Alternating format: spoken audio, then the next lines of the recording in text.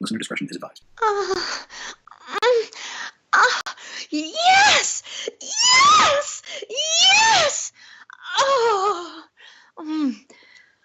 If your podcast doesn't make you sound like that, you need to listen to the devil you know.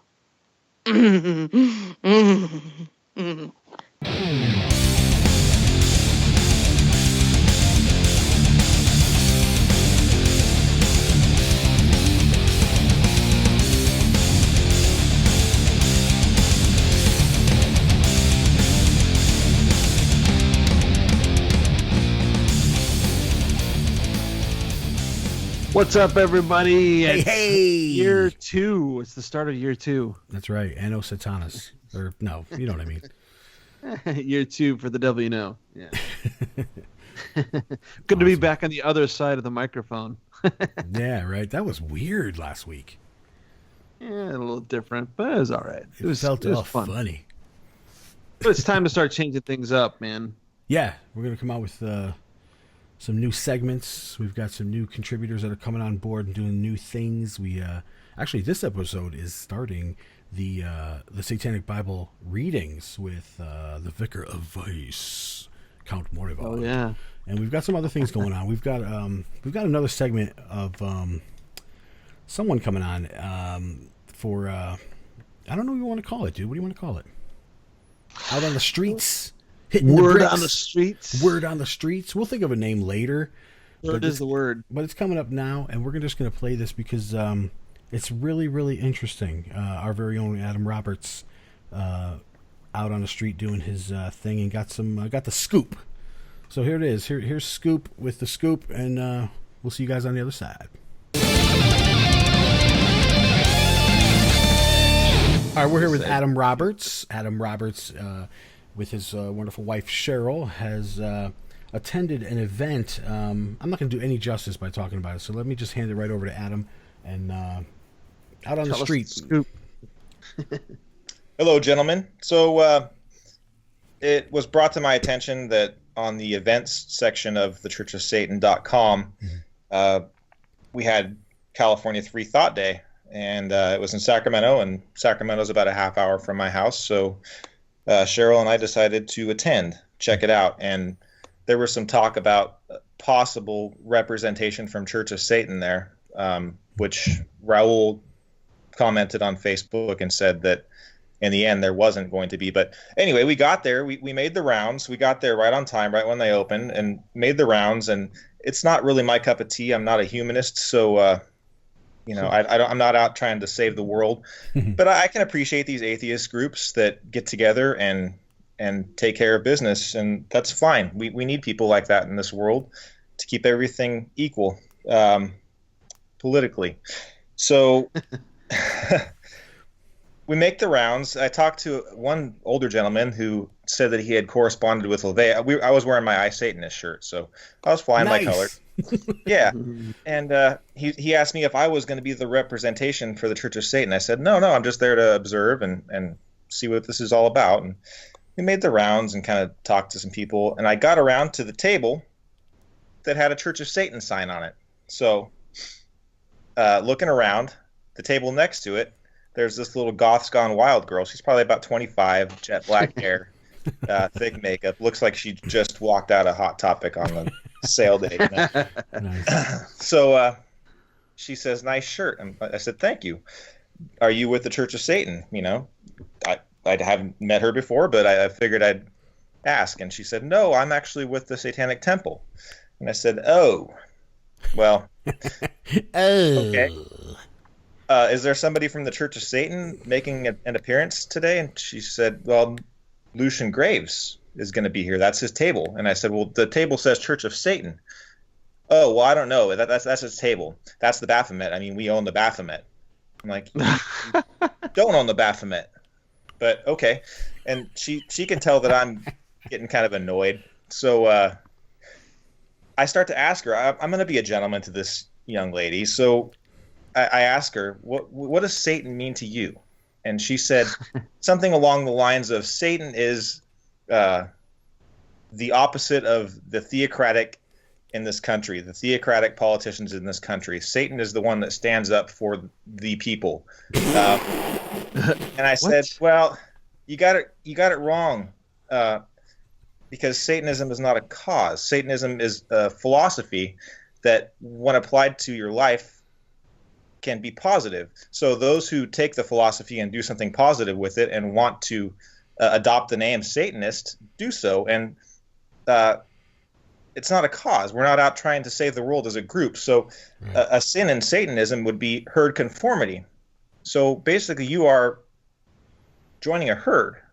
And I asked her a little bit more about Satanism, and she didn't even know who Anton LaVey was. She was like, oh yeah, that guy that started it back then, what was his name? I'm like, Anton LaVey? Wow. Yeah, that guy. I said, so read the Satanic Bible? She says, well, no. And I said, well, you probably should read it. And she agreed. She said, yeah, I probably should. So at that point, I'm like, what the fuck is going on here? So their members don't even read what Satanism is. As far as I can tell, and I'm not giving these people any of my time, but you don't even have to have knowledge about Satanism. You have to be down for their cause. So it makes me hate them even more. So I look at Cheryl and I'm like, who's fucking running this shit? And we're like, let's go to the front desk. So we go to the front desk. There's this nice young lady at the front desk. And I said, I have a question about the Church of Satan desk in the back. I want to talk to the person that's running the show here. And she named him. I forget his name. And I said, well, who is he? Well, he's the gray-haired older guy with glasses. I said, well, you just described 2/3 of the people in this room. And she said, well, I don't know what to tell you. I'm just a volunteer. And she could tell that I was getting kind of annoyed. And she's like, don't shoot the volunteer. I'm like, no. It's not your fault. Not at all. She said, what I would suggest you do is go back to the desk and wait for the representative to get there. Fair enough. So Cheryl and I walk back, and there he is, wonky eye. And I went up to him. I like took a deep breath, centered myself, calmed down. I approached him and I said, hi, my name is Adam Roberts. Shook his hand. I'm a member of the Church of Satan. And he took an immediate stance, like he was offended or, on guard. Mm-hmm. And I asked him, so what's up with the Church of Satan sign here? What's going on with it? And he said, well, we took it down. Don't worry about it. We took it down. And I said, I proceeded to tell him that I think it's an absolute shame that he's there speaking on behalf of Satanism when his group knows nothing of the philosophy. I went over the whole same thing with the girl that, Satanism is not a cause, and he's heard it all. He's all, I'm tired of Church of Satan members constantly badgering me about this and blah, blah, blah. And I said, I'm not here to badger you. I wasn't even aware that you were going to be here.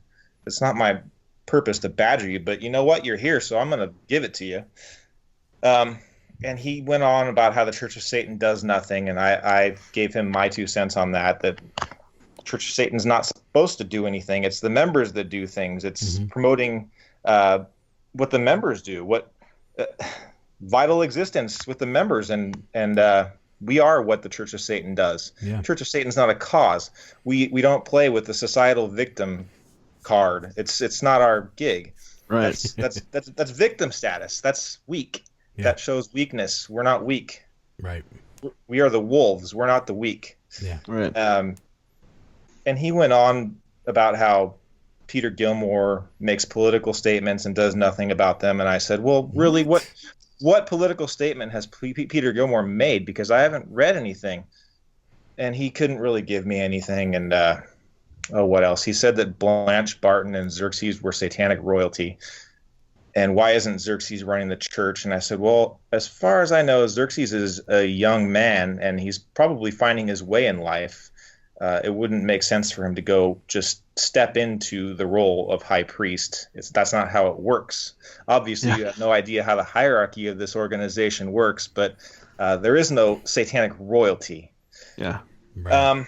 And then I also, one of the other things that really stands out, I didn't videotape any of this because these people are videotape whores, and that's all they want. So why am I going to give them what they want? But one thing that he said that I really wish I got on video was he said, I said, Anton LaVey said that there are Satanists and there are nuts. So where do you fall in that? And he said, well, I guess I'm a nut. Boom, there you go. I said, I wish I got that on video, and he laughed. Yeah.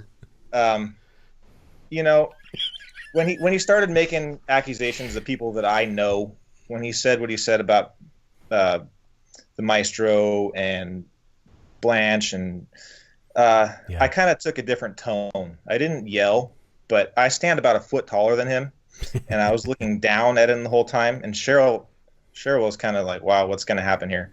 But I was a gentleman the whole time. My tone changed when he said those things, and his bodyguard is what I'd call him, that comedian guy that does the Black Lives Matter. He's about 7 feet tall, stepped in and said, oh, I'm in charge of the LA chapter. How are you doing? Try to shake my hand. I'm like, LA chapter of what? Oh, the TST. Well, I have nothing to do with that. So he's like, oh, you don't. I'm like, well, why are you stepping into our conversation? And he kind of backed down. And then some other chump in a bunch of gothic clothes came over and said, oh, Satanists, they all have the greatest shirts. I'm like, get out of here. And about that time, somebody brought Lucian his lunch, and I just kind of snuck out. I said my piece. He wasn't on the agenda to speak. And honestly, I don't think I would have stuck around to even hear him speak. He knows where I stand, and I don't want to give him the soapbox. So yeah. I actually offered when I was there, when we were talking, this is one thing that I forgot to mention, was I offered to go up and debate him in front of everybody, and he said that I don't have the authority to debate him. And I said, oh, I can debate you. Let's go. And that didn't ever. Yeah, he wouldn't want that. No. But I made my point. And Expose me as a charlatan? No way. You don't have the authority. At the end,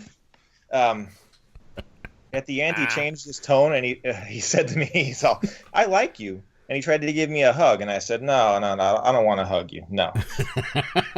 Fucking hippie. Yeah. Dude, you don't realize you almost had two wonky eyes. Come on, man. Yeah. Oh, dude, that's amazing. I feel like I handled it. I mean, it's okay for him to think this ridiculous bullshit, but for him to just go out and tell all these other people that have no clue that that's the way things are, and they're just blindly believing him, like if he's some sort of authority at all in any way, shape, or form. It just blows my mind. I mean, well, they're stupid. So anybody that would do that would take him for what he says and not read the literature is stupid. Yeah. And you can't fix stupid. So that's just society. Yeah.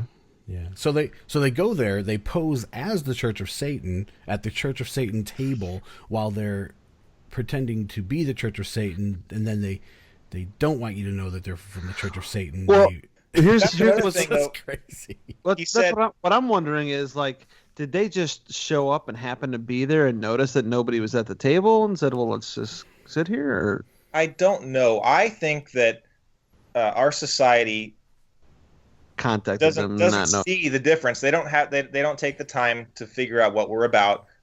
They see us as clickbait, and they go, oh, yeah, that's the guy that was on the news. So, well, yeah. Oh, yeah, he's with the Church of Satan. Some Satan thing. Let's have him. And then unfortunately, that's not the situation. And it's just the battle that we have to fight. But I kind of hate talking about him on this podcast because we're giving him kind of what he wants. But I want to put the word out there and tell people what happened. So yeah, I mean, you handled it great, definitely. Yeah, definitely. Devil's a gentleman. But for me, what I do personally, sometimes as an individual, I will contact these news sources that show these ridiculous articles, and I will, take it upon myself to let them know the mistakes that they've made. How incorrect. But unfortunately, they don't care. No, they might not, but they're at least from me, I'm gonna make sure they're damn sick of hearing about it. Yeah. Yeah, you've kind of cleared your conscience in a way, and that's kind of how I feel when I left. I'm like, I might have changed a few people's opinion, and at least he knows. You know what? If he wants to make up this whole deal and he wants to be a cult leader, that's probably his whole dream. Bring me least my he knows. lunch. Yeah. And he has to answer to people like me on a consistent basis.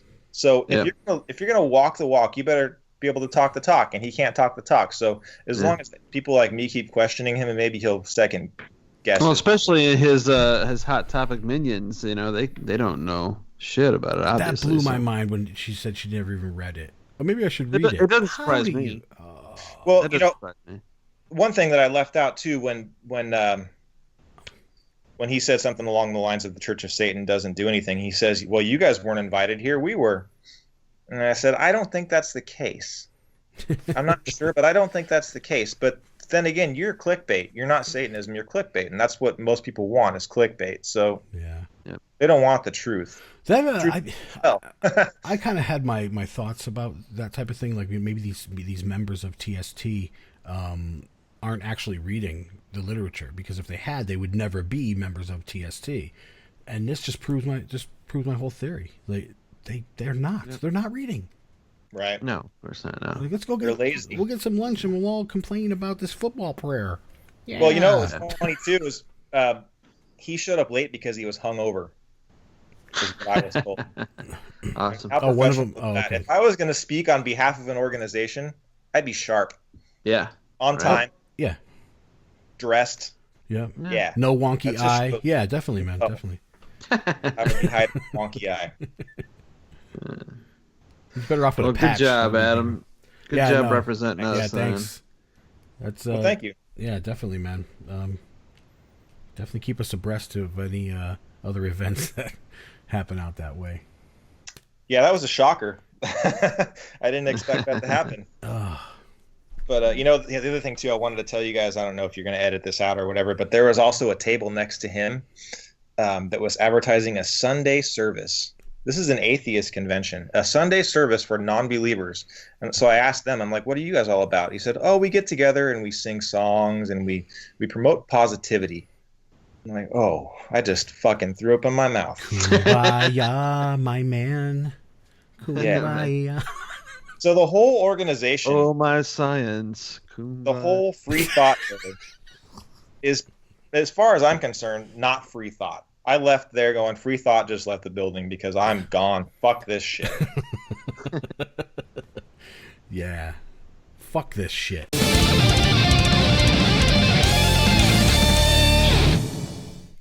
Prologue. The gods of the right-hand path have bickered and quarreled for an entire age of earth. Each of these deities and their respective priests and ministers have attempted to find wisdom in their own lies. The ice age of religious thought can last but a limited time in this great scheme of human existence. The gods of wisdom defiled have had their saga, and their millennium hath become as reality. Each with his own divine path to paradise hath accused the others of heresies and spiritual indiscretions. The ring of the Nibelungen doth carry an everlasting curse, but only because those who seek it think in terms of good and evil, themselves being at all times good. The gods of the past have become as their own devils in order to live. Feebly their ministers play the devil's game to fill their tabernacles and pay the mortgages on their temples. Alas, too long have they studied righteousness, and poor and incompetent devils they make.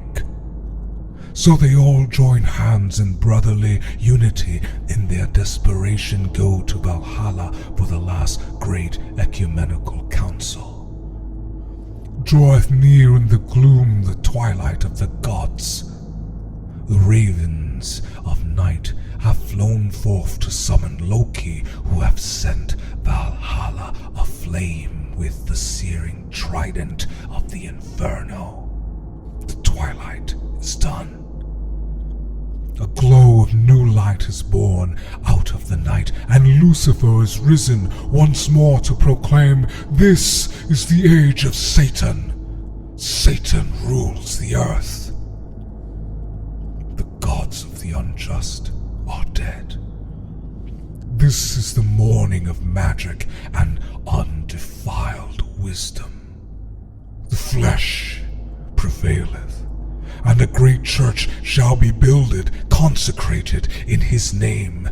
No longer shall man's salvation be dependent on his self-denial, and it will be known that the world of the flesh and the living shall be the greatest preparation for any and all eternal delights.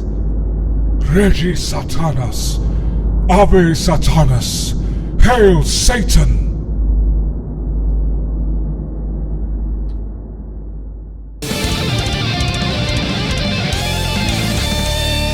All right, well, now that we're back to doing our interviews, we're on episode 51, and I think it's time to bring in some lovely ladies again. Who we got this time? Some lovely ladies again. You know who we've got. We've got Witch, Jessie, Twain, everyone.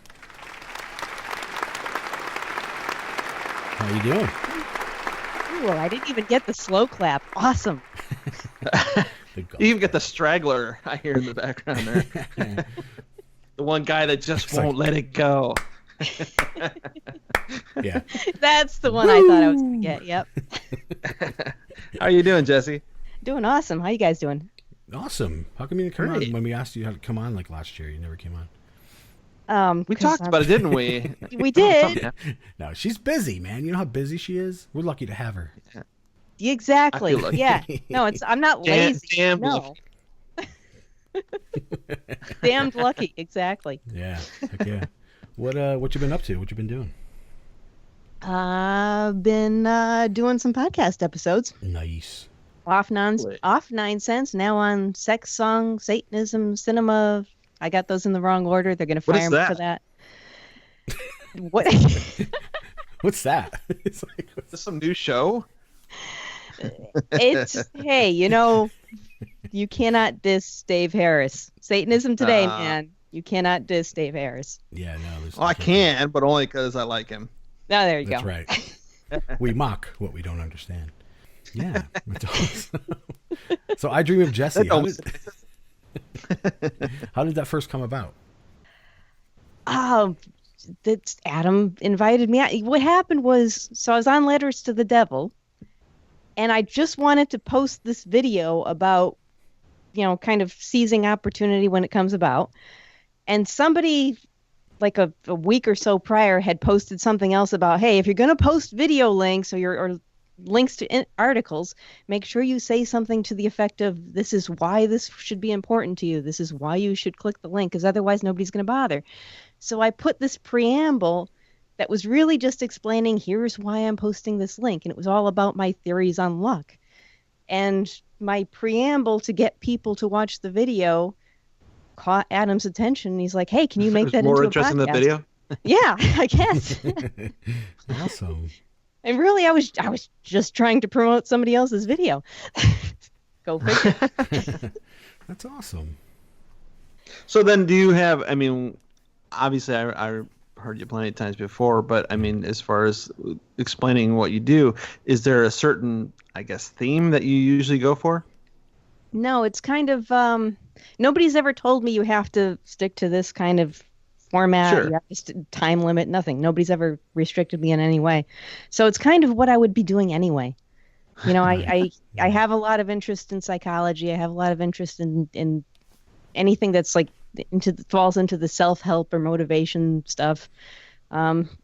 So these are the things that I'm already reading. I'm already trying to apply to my life. And it's just a matter of, now I've got a monthly deadline to try to get my thoughts organized is all. So that helps me. I think I benefit from these episodes more than anybody else.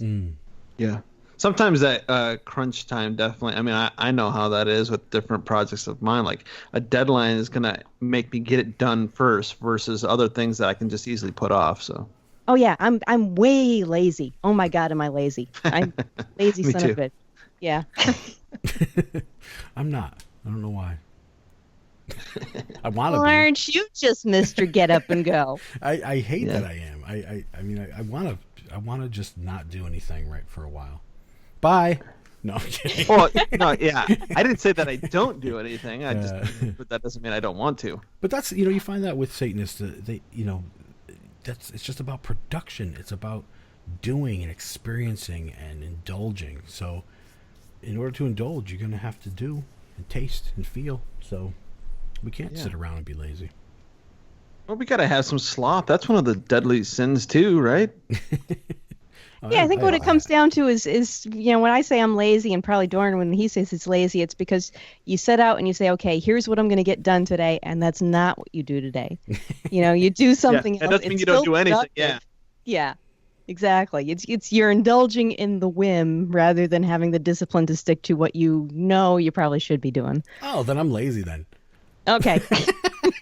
Join the club. All right. Yeah, I mean, it's hard. It can be hard to have that discipline, especially if you have a lot of areas, little, different things that you want to do, and you have the skill to do it. It can be hard to have the discipline to say, I'm going to finish this one before I start. Because I can't even read one book at a time. I read a couple books at a time. So, projects and stuff is definitely 9, 10, 12. Yeah, no, I've never read just one book at a time.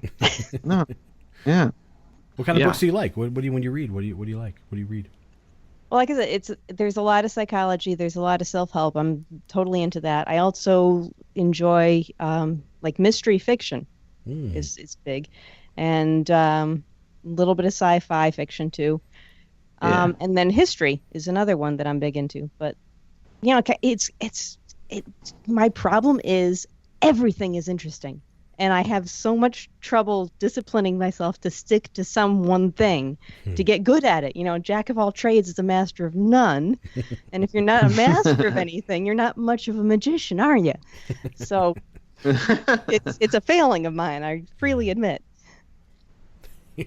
I tend to feel like that, though, too. I mean, it just I guess sometimes it's hard to pick one thing that you want to do and just really focus on mastering it, especially if you have multiple skills. You're like, well, I like doing this, but I also like doing this, and I also like doing this, and it's hard to just say I'm only going to focus on one or cut things out that you still love that as well. Yeah, see, well, I'm so much lamer than you because I don't actually have a whole lot of skills. I just have a lot of interest, and I'm like a debutante in everything, like minus the skills. So, like, as an example, I found that I like taking pretty pictures, but did I ever actually get into photography and learn any skills around it? No, I didn't. I just like taking pretty pictures. So I know that's not going to be like my ultimate art in life. But it's still something that, if I see something out the window, grab the camera and whatever else I was doing, to hell with that, because I want to indulge in taking pretty pictures. If that made any sense at all. Absolutely. Yeah, of course.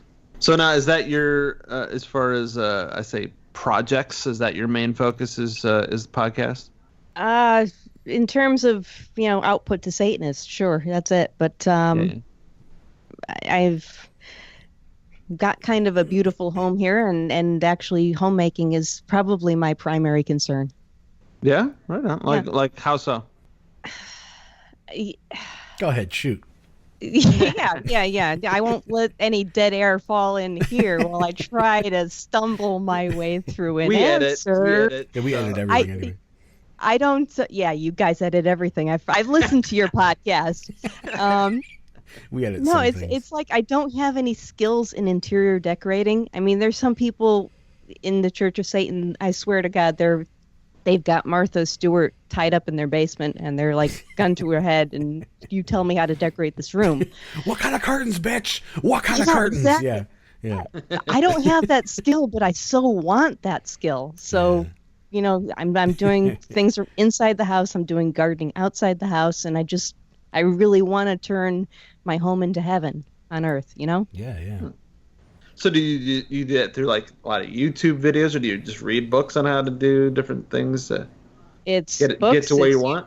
Yeah, books, YouTube videos, talking to people who have nice yards or nice homes, just trying things that usually don't work, but and liking every one of Peggy's pictures online. That helps. Yeah. She's awesome. Well, no, but the reason I'm asking is because setting up your own personal environment, that is as satanic as you can get, so. Yeah, and I mean, it's not just me living here. I also am married, and my husband's aesthetic is very different from mine. So, and more important to me than having this house reflect me is having a home that he wants to come home to. That's sure. Yeah. So I'd rather lean towards his aesthetic than my own. So there's like dragons and swords everywhere. Well, see, that would be more my style. Oh wow, that's what I like. That's what's here. Yeah, he'd be more like like shaker furniture and white walls or something. I don't know. Awesome. Any children? No. No. Okay. You're like, no. I was like, okay. Go to hell. But yeah, okay. Only silly fools have children. You guys don't have kids, right? Yeah, right. Yeah. Kids are awesome. Yeah. Only parents say that. That's weird. People Yeah. without children, they don't like kids. They're busy enjoying life. When people, No, people I have. Oh, go ahead. I was going to say I have 21 nieces and nephews, so I like kids. Kids are fun. It's just I never had any inclination to make my own. You like being able to send them home when you're done with them. Pretty much, yeah. That's not a bad plan. Yeah. So tell us about your background a little bit, where you come from, and how you got to where you is. All right. Well, I gotta kind of go way back, and don't worry, this isn't going to be like a 3-hour life you're good. story. Yeah, no, take your time. Hurry up. I'm kidding. Exactly. So for the first 10 years of my life, I had undiagnosed dyslexia. And I also went to a school where their method of teaching was to tell the kids, okay, open the book to this page, read this part, and then we'll have a quiz. So I was pretty well fucked. And Yeah. I quickly developed the reputation of being a retarded kid. And so, it didn't take long before I became very socially withdrawn. And so I'm not just failing in English and math or whatever the school courses were at that time. I'm also now failing in gym and art and things like that. Yeah. So what would happen was at the end of every semester, they would take my report card and change all the F's to D's and pass me up a grade. And this way I wouldn't become a burden on the tax base. Wow. Yeah. And things probably would have continued in this manner, except the city eventually lost money anyway and had to close the school down. I had to go to a different school. And the different school I went to refused to take me unless my parents had me tested to figure out what the fuck was wrong with me. And that just kind of blows my mind, because if that hadn't happened, they would have just let it go. I would have gone to adulthood without learning to read. Oh, man. Yeah, so kind of fucked That's crazy. Yeah. So they got it tested, they got it diagnosed, they trained me to read or whatever. I'm all good now. I can read now. But the stigma of being the retarded kid, that kind of stays with you for a bit. And the social withdrawal never quite goes away. I'm still very much that way. So those things in combination, and then going into adulthood as a teenager. I grew up in New Britain, Connecticut. And New Britain, Connecticut has recently been ranked as one of the 10 worst places in Connecticut to live. I grew up in Shelton. I was born in Derby. Oh, yeah? Yeah, definitely. Okay. Yeah. Hey, do you guys know Alec? Have you met Alec? Of course. He's from Bristol, right? Yeah. He grew up like a block away from me. We didn't know each other as kids, but he grew up like a block away from me. Oh, he's awesome. Anyway, that's beside the point. So anyway, so the thing about New Britain, and Alec can probably either verify this or say I'm full of shit if he wants to, I guess. But there wasn't nobody had money. There weren't people dressed in suits going to work. Every job was a dead-end job. Every marriage was an unhappy marriage. People, it was just a horrible place to grow up. And, growing up with the stigma that I had and the issues that I had and not seeing any kind of a clear future and not seeing anybody around me that could be a role model. Yeah. When I hit my 18th birthday, or right around there, I decided I think I'm done. And I mean, I know saying that is kind of weird because, you're a Satanist, survival, highest law. How can any Satanist ever possibly think about killing themselves? But honestly, to this day, I hold that with the information I had at the time, that was not an illogical conclusion to come to. Sure.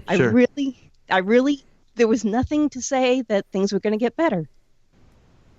So I tried. Obviously, I failed. This is not a ghost speaking now. Right, yeah. We're glad that you failed. What kept it together? You knew. Following has been removed because it is on a need-to-know basis, and right now, you do not need to know. Thank you. So when I failed, and I kind of came to, because what happened was I had taken a bunch of, I think it was over-the-counter sleep aids. I think that's what I took. It's too long ago to remember it for sure. But I was like out of it for a good week. And when I finally came back, I realized I can't go through that again. The survival instinct was too strong at that point. So I went back home because actually, I had taken a bus out. Okay, backing up a little bit. When you become socially withdrawn, you don't have these kind of instincts for trying to get attention or trying to be popular. That just, you don't do those things. Mm-hmm. Yeah. So when I tried to kill myself, I actually took a bus out to Boulder, Colorado. Why Boulder? It's just where the bus was going. I didn't want, when my body was found, for it to be easily identified. I just wanted to disappear in everybody's mind. I didn't want to cause a scene. So when I came to, I was actually in a homeless shelter. Somebody had found me wandering the streets and brought me there. And people knew me because I had come to and obviously been there a few days without any memory of it and talking to people and stuff. And that's how close to death I had come, that I was like out of it for like a good 3 days. Wow. But so yeah, I knew I wasn't going to be able to do that again. So I went back home, but I didn't go back to my parents' house. That was the one thing I said, no matter what happens, I will not go back to that house. Yeah. And so I ended up staying on the streets for a little bit. I had friends who took me in, but their parents would only let me stay for a night or two. And eventually, through kindness of strangers kind of thing, I got a job, I got an apartment, started living on my own. Wow. And, it was kind of the job I had. I was working at McDonald's. And at the time, if you worked there, you got your meals for free. So I ate 3 meals a day, 5 days a week at McDonald's. And the other 2 days, I had peanut butter and jelly. Yeah, I love peanut butter and jelly. I ate it off the one plate I owned, drank tap water from the one glass I owned, ate it sitting on the floor in my empty apartment, never turned the lights on, never turned the heat on because I didn't have the money. But being that cheap, I was actually managing to save just a little bit every week. And when I started getting a little bit in my bank account, it suddenly occurred to me, I've got options now. Yeah. I can take that money. I could buy a car. I could put myself through college. I could buy real food. I could buy furniture. What do I want to do? And just knowing that I now had options and that I was the person who could make those choices, it changed my worldview. And suddenly I was no longer a victim. I was the person directing my life. Mm-hmm. And if I had known what Satanism was at that time, I think that's the point where I would have started self-identifying. Yeah. Wow. What a story. That's an amazing story. Jeez. It is. It's crazy. I don't know if it's a Connecticut thing or what, but I have, I had a similar thing, not the taking your own life thing or anything like that, but I was kicked out when I was 15 years old. I lived on the street for a couple weeks and started to do my own thing, got a job and got my own apartment, and I've been on my own since.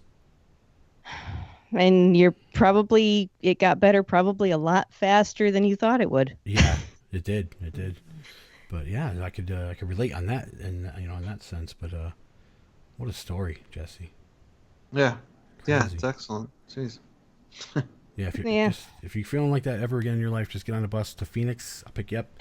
We got some wine. We'll have a good time. Well, man. that's just it, because it's like, okay, now I have the perspective. Now, if things get really shitty, I know they'll get better. Yeah, definitely. And so it kills me when I hear of young people wanting to kill themselves because they don't have that perspective. They don't yet know not only that it's going to get better, but how fast it can get better. Yeah. So that's my public service announcement for the show. All right, that was heavy. Yeah. No, way to bring it down. No, huh? it's all good. No, that was awesome. excellent. Yeah. Usually, we say, tell us a little bit about your background. They're like, what do you want to know? It's funny. Yeah, it just puts the perspective on you a little more, like, yeah, I mean, I don't know. I'm at a loss for words, to tell you the truth. It's just a well, if when I you can were tell you, go ahead. I was going to say I can tell you if anybody comes up to me and says, "Oh, I listened to your episodes. You're so smart." It does not go to my head because I was the retarded kid. I mean, some part of that still stays with me. I can't get all big headed about. Well, you're so smart. No. Yeah, I hear you. That's awesome. Did your family have any kind of religious background at all? Oh yeah, that was part of the problem because they were trusting in God to make everything all better. So that's part of why I was never tested. Gotcha. Oh, gotcha. Okay. Did they go as far as like not giving medicines and stuff because they'll just pray for your sickness? They weren't that wacky. Oh, okay. No. Shoot. But you weren't buying into it. No, I was. At some point, I learned that there was a word atheist, and I knew I was one. And then decades later, I learned there was a word Satanist. So then, as a dyslexic atheist, you believe that there was no dog? You're an idiot. Oh my god.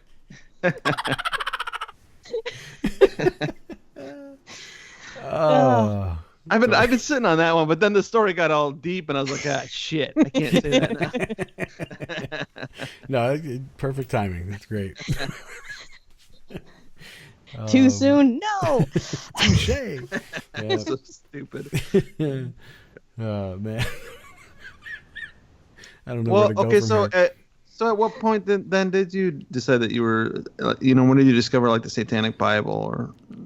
Oh, I was surfing the net one day in my 30s. I think it was 34.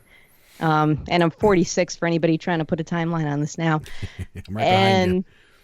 And I came across an article. It was like Nine Inch Nails had played a show and Marilyn Manson had got up and done Starfuckers, I guess, with them.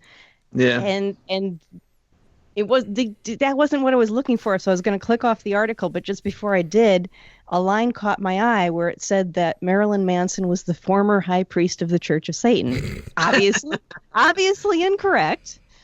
But the thing is, I'm not really a fan of Marilyn Manson, but I'm familiar enough with him that I had remembered when he had gotten his red card, and it hadn't been all that long ago, and I'm thinking to myself, how's a kid, because he's younger than me, so anybody younger than me is a kid. Yeah. How's a kid, join a church, rise up to be a member, and then quit and become a former member in that short amount of time? It's got to be the most lame organization on the planet. So I Googled it. And I don't know if you remember the old churchofsatan.com website. It had that landing page with the image of Anton LaVey with the sword and the people behind him. Individuals, yeah. And I saw that, and I'm like, holy shit, do these people even take themselves seriously? And I had to enter, because I'm thinking to myself, this is going to be the biggest train wreck of an organization, and it's going to be the funniest thing to read. And I was wrong. I probably spent a good 5 or 6 hours just reading the website. You know, I paused long enough to go out to Amazon to order up the Satanic Bible and went back reading. Nice. That's amazing. So your husband obviously knows that you're a Satanist. Yep, my husband and my sister and accidentally a former employer. Okay. Bastards. Yeah. That was the next question. Is that, do they give you any shit for it? Anybody give you any flack for it, or? No, it's kind of been like it figures. That's... Oh, okay. Yeah, I can appreciate it. That. Just makes sense. Yeah. Yeah. So then it was Adam then that kind of asked you to do the podcast then. So that's just what got you into it. Like you hadn't done any kind of any kind of podcast or anything before then? Nope. And he asked me to do it and I said yes. And then I said yes knowing I had absolutely no idea how to record a podcast. It probably took me about 5 hours to record my first episode because I had no clue what I was doing, but I didn't want to admit that. Yeah. So how much time went by from when you said, okay, I am a Satanist, to Adam asking you to come on the podcast? How long was that? It was around 10 years. Oh, wow. Okay. Yeah, I wasn't... Because, I joined... I want to say... Okay, I think I found out I was a Satanist when I was like 34. I think I joined when I was 36. I can't remember how old I was when the active membership came through, and I think it was after that Adam contacted me. Mm-hmm. And, because other than that, I had been on Letters to the Devil, but not often, kind of as often as I'm on Facebook, really, which is not too often. Yeah. Facebook. Yeah. So my being an active member, I'm as active as I can be. It's just, I'm not in everybody's face every minute of every day. Sure.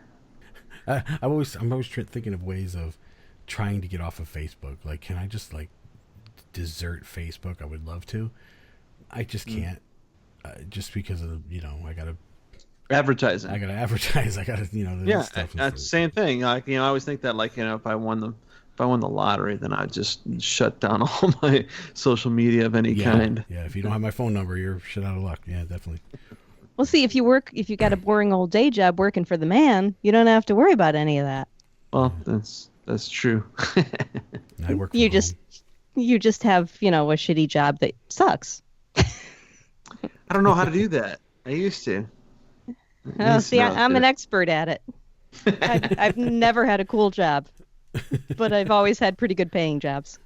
So what's in store for you next? Like, do you have anything in the works that you're? Well, there's whispers and rumors about me possibly getting involved with another Satanist on another podcast kind of project. Nice. Possibly. Cool. Yeah. Cool. Interesting. Hmm.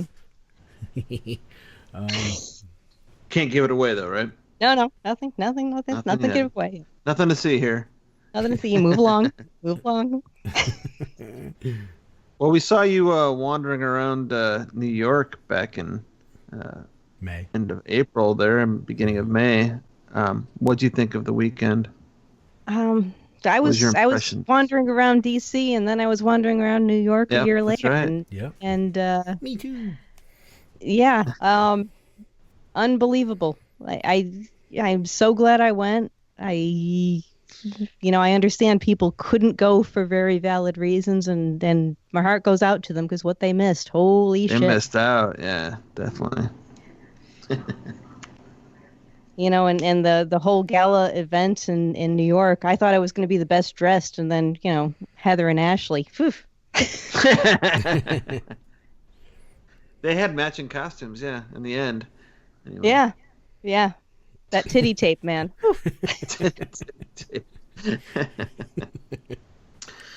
All right, so now that we're in a new year for the podcast, Yay! I think we need to do a new question. We've always done the same question for everyone. Yeah, you're right. And it was very interesting, but we need something new, John. We do.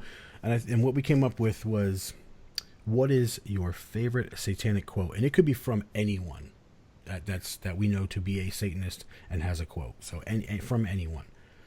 What's yours? Okay, this may not be the best, but first one that's coming to mind. Actually, Benjamin... it's the first question, so it is going to be the best. Exactly. Oh yes, I'm going to have the best answer ever. That's it. Next week it might be the second best, but yeah. So, the quote is from Benjamin Disraeli: "He who gains time gains everything."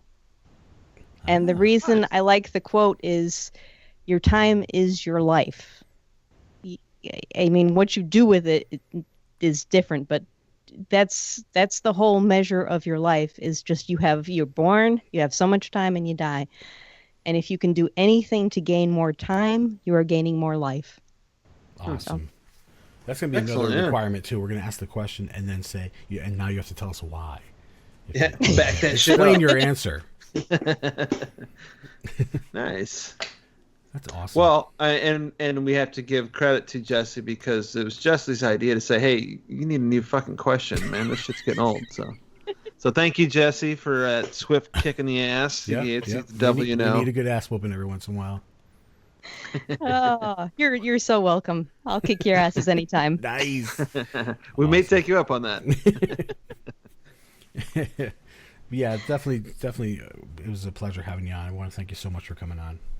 Thank you for sorry having for me. keeping you up late. No problem. I'll just, call out sick to work and get fired. Not a problem at all. Awesome. Those bastards. All right, Jessie, till next time. Hail Satan. All right. Hail Hail Satan. Satan.